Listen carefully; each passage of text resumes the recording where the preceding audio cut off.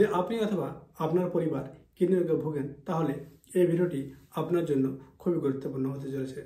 কারণ আজকে এই ভিডিওর মাধ্যমে আমরা এমন কতগুলো খাবার নিয়ে আলোচনা করব যেগুলি কিডনি রোগের ক্ষেত্রে মোটেও খাওয়া যাবে না এবং কেন, তাই ভিডিওটি অবশ্যই সম্পূর্ণ দেখার অনুরোধ রইল।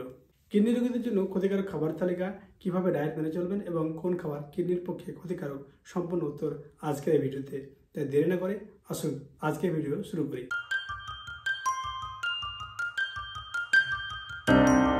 প্রথমে জানবো কিডনির কাজ কি। আমরা জানি যে কিডনির কাজ হলো অতিরিক্ত তরল এবং টক্সিন দেহ থেকে বার করে দিই, ফলে আমাদের হার্ট ঠিক মতো কাজ করতে পারে।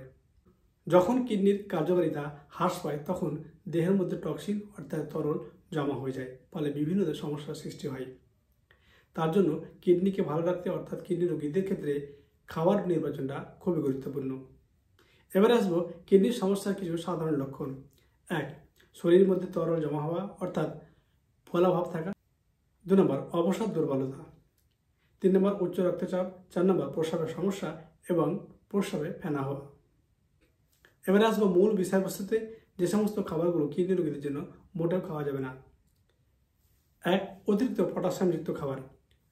কিডনির কার্যকারিতা হ্রাস হলে দেহে অতিরিক্ত পরিমাণ পটাশিয়াম জমা হয়ে যায়, অর্থাৎ পটাশিয়াম ঠিকমতো মূত্রের মাধ্যমে বার হতে পারে না, যার ফলে আমাদের হার্টের সমস্যা হওয়া, হার্ট ঠিকমতো কাজ করতে পারে না। তার জন্য অতিরিক্ত পটাশিয়ামযুক্ত খাবার আমাদের এড়িয়ে চলতে হবে, অর্থাৎ যারা কিডনি রোগে ভুগছেন তাদের ক্ষেত্রে অতিরিক্ত পটাশিয়ামযুক্ত খাবার এড়িয়ে চলতে হবে। ওই অতিরিক্ত পটাশিয়ামযুক্ত খাবার বলতে কি কি? 1. কলা। 2. কমলা। 3. আলু। 4. টমেটো। 5. ডুমুর। 6. অ্যাভোকাডো।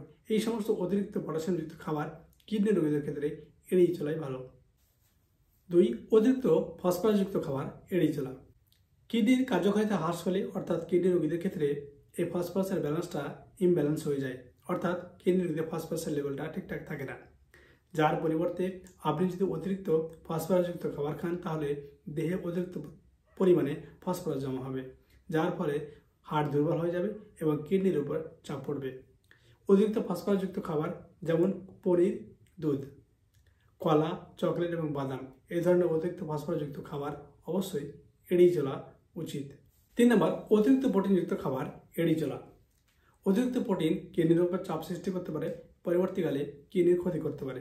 তার জন্য অতিরিক্ত প্রোটিন যেমন লাল মাংস, চিংড়ি, ডাল, এই ধরনের খাবারগুলো এড়িয়ে চলা ভালো। 4.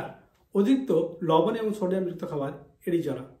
ফাস্টফুড একদম খাওয়া যাবে না। এছাড়া আচার, চিপস, প্যাকেটজাত খাবারগুলো এড়িয়ে চলে ভালো, কারণ এই ধরনের সোডিয়ামযুক্ত এবং লবণযুক্ত খাবারগুলো আপনার রক্তচাপ বাড়িয়ে দিতে পারে, যা কিডনির পক্ষে ক্ষতিকারক হতে পারে। অতিরিক্ত চিনি এবং প্রক্রিয়াজাত খাবারগুলো এড়িয়ে চলা।